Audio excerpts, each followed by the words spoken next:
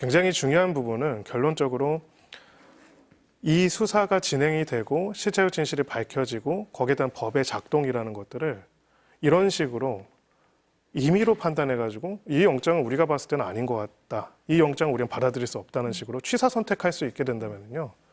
각자 정치적으로 취사 선택하게 된다면요. 이 나라는 하나로 유지될 수가 없습니다. 자, 지금은 체포영장 집행입니다. 헌법재판소가 파면 결정을 내리면 그걸 받아들이겠습니까? 그것도 이런저런 이유를 들여서 뭐 헌법재판소 재판관이 어떻게 구성이 됐고 그래서 안 받아들이면은요. 그때도 또 이렇게 물리적인 충돌을 해야 할까요? 굉장히 위험하고 중요한 그 선을 오늘 넘었다라고 생각을 합니다. 그래서 지금 이 부분에 대해서 어떤 분들은 의기양양하다라고 이야기를 하는데요. 즉 사법부가 발부한 영장으로도 내란죄의 혐의점에 있는 대통령을 체포할 수 없다. 이것이 우리의 법 질서이다.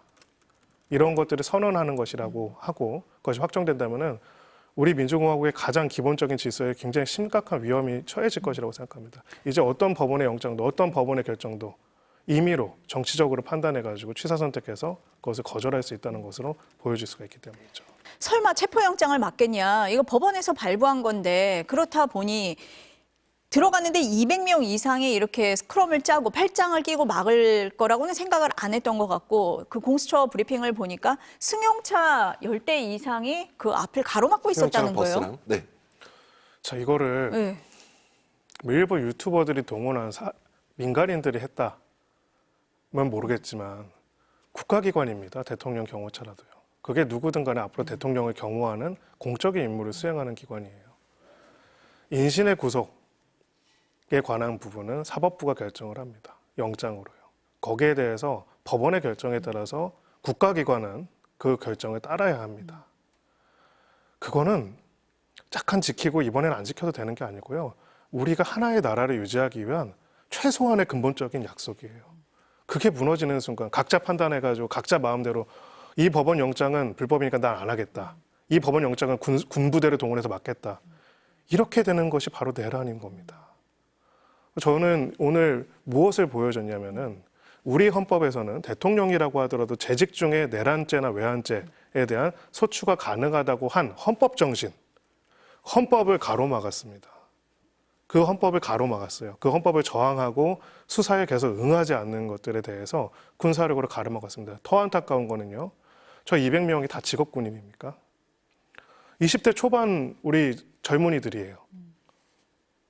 국방의 의무를 다하려고 국가를 지키고 국민의 명령에 따라 지키려고 간 사람들인데 법원의 영장에 저항하는 걸로 지금 현행범으로 체포될 수도 있는 위기에 처했었습니다. 얼마나 두려웠을까요? 저기서 저것을 대체하고 있는데 뭐를 대체하고 있었냐면요. 공수처를 대체한 게 아닙니다. 대한민국의 법 질서와 저 200명이 대치를 했어요. 누가 저 200명을 대한민국이라는 민주공화국 법 질서와 대치해서 하도록 내몰 수 있는 권한이 있습니까? 우리 헌법 질서에서는 그런 권한을 준 적이 없습니다. 그 누구한테도 앞으로도 주지 않습니다. 그런 일들이 어떻게 벌어질 수 있는지 국회 군부대가 출동해서 유리창 깨고 들어가는 것만큼이나 그게 바로 선이거든요.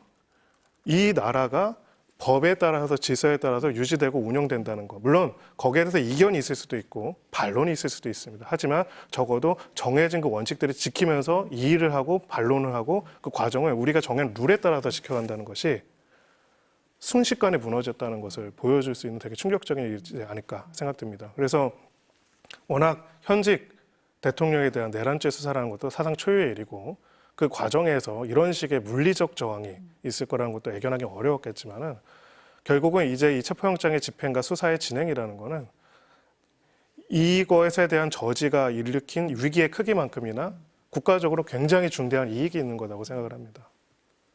실체적 진실을 밝혀야죠. 모든 것이 모함이고 거짓이라고 주장을 하고 있습니다. 그 모함이고 거짓이면 그걸 우리가 서로 유튜브에서 이야기하는 겁니까? 아닙니다. 수사기관의 수사와 형사법정에서 그 과정에서 무엇이 진실인지 가릴 수 있는 절차를 해야 하고 첫 발을 떼어야 하는 거거든요. 거기에 누구도 예외가 있을 수는 없습니다. 그게 우리가 가지고 있는 헌법의 수십 조가 아니라 1조입니다. 그래서 그 점에 있어가지고 저는 우리 헌법 질서를 지키고 법 질서가 작동하는 것이 국가기관에 의해서 저지되었을 뿐만 아니라 그 과정에서 우리의 젊은이들이 강제로 동원이 돼서 스크럼을 짜고 만약에 그러면 여기서 물리적 충돌에서 불상사라도 발생했으면 그 친구들의 목숨이 위험할 수 있었거든요. 어떻게 그런 일들을 벌일 수 있는지 저는 납득이 가지 않습니다.